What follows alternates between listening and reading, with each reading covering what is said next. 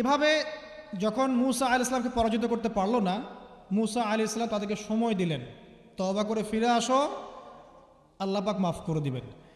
কিন্তু ফেরাউন এবং তার দলবল এগুলো সহ্য করলো না, বরং ফেরাউন টিটকারি করছিল, এই হামান তুমি আছো? হামান বলছে হ্যাঁ আছি, আমার জন্য একটা বড় প্রাসাদ নির্মাণ করো, ইট পোড়াও, আমার জন্য উঁচু প্রাসাদ তৈরি করো, যাতে আমি উকি মেরে দেখতে পারি মুসার রব কোথায় আছে। কথা বুঝতে পারছেন?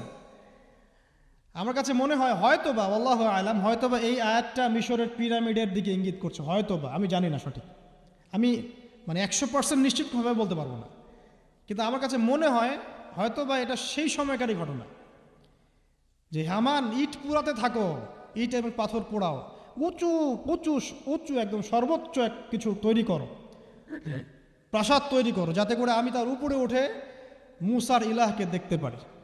এটা কার কথা ছিল? ফেরাউনের। এটা করাও হয়েছে। এরপরে 9টা আযাব আল্লাহ পাক দিয়েছেন। কয়টা? 9টা। একবার সতর্ক করা হয়, যদি না শোনে আল্লাহ পাক আযাব দিলেন রক্তের, সমস্ত পানি রক্ত হয়ে গেল। এবার ফেরাউন এবং তার লোকজন এসে বলে আমরা তওবা করব, মুসা তুমি দোয়া করো আল্লাহর কাছে, আল্লাহ যেন সরিয়ে দেয়। মুসা আলাইহিস সালাম দোয়া করেন, আযাব সরে যায়, তারা আবার নাফরমানি শুরু করে। কথা বুঝতে পারছেন? তারপরে আযাব আসলো ব্যাঙের, সবখানে ব্যাঙ দিয়ে ভর্তি। তারপরে আবার তওবা করার প্রত্যয় ব্যক্ত করলো, তওবা করলো না, আবার আযাব। এরপরে আযাব উকুনের, কিসের? উকুন। এভাবে একটা একটা করে আসতে থাকলো। এবার প্লেগ, তারপর ফড়িং। প্লেগ এমনভাবে এসেছিল যে একদিনেই 70,000 মানুষ মারা গেছে। এভাবে 9টা আযাব আল্লাহ পাক দিলেন, কিন্তু ফেরাউন কিছুতেই ঈমান আনলো না। এবার সবশেষ পালা। সর্বশেষে মুসা আলাইহিস সালাম বললেন যে বনু ইসরাইলকে আমার সাথে যেতে দিবা কিনা সেটা বল। তো এখন যেহেতু অনেক মানুষ মারা যাচ্ছে প্লেগে, সবশেষে গিয়ে মুসা আলাইহিস সালামের কাছে ফেরাউন এবং তার এই যে হামান, কারুন, যারা যারা ছিল, এরা নমনীয় হলো এবং বলল ঠিক আছে, তোমরা বনু ইসরাইলকে নিয়ে এখান থেকে বের হয়ে যাও, মিশরে আমরা আর কোনো আপদ চাই না, তোমরা চলে যাও এখান থেকে। এবার যখন মুসা আলাইহিস সালাম এবং বনু ইসরাইল এখান থেকে বের হয়ে যাচ্ছেন, বলা হচ্ছে তাদের সংখ্যা ছিল প্রায় 30 লক্ষ, কেউ বলেছেন 40 লক্ষ।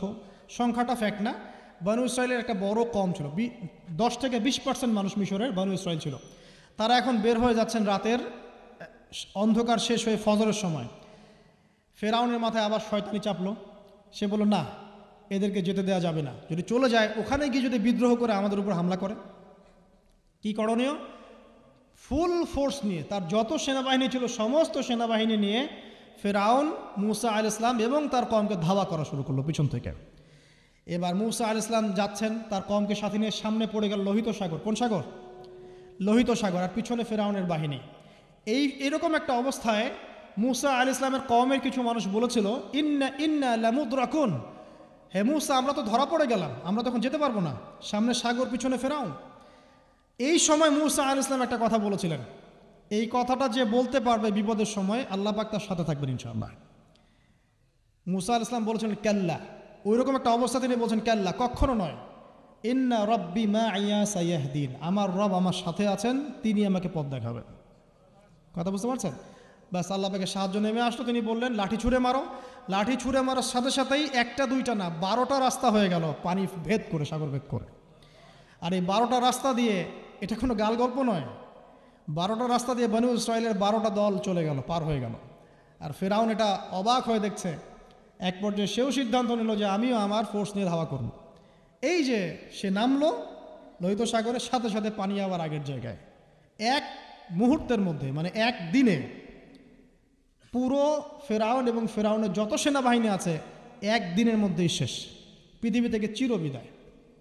আল্লাহ পাক এত চমৎকার করে কথাটা বলেছেন, কাম তারাকু মিন জান্নাতি ওয়া উয়ুন, তারা কতই না বড় বড় জান্নাত মানে বাগান এবং প্রস্রবণ পার হয়ে চলে গেল। ওয়া কুনুজি ওয়া মাকামিন কারীম, কত সুন্দর সুন্দর জায়গা তারা ছেড়ে দিয়ে চলে গেল। এবং তারা ধাওয়া করতে লাগলো ফেরাউন মুসার বাহিনীকে। যখন তারা ডুবে গেল, ফামা বাকাত আলাইহিমুস সামাউ ওয়াল আরদ, তাদের জন্য আসমান এবং জমিনের কোনো সৃষ্টি এক ফোঁটা চোখের পানিও ফেলে নেই।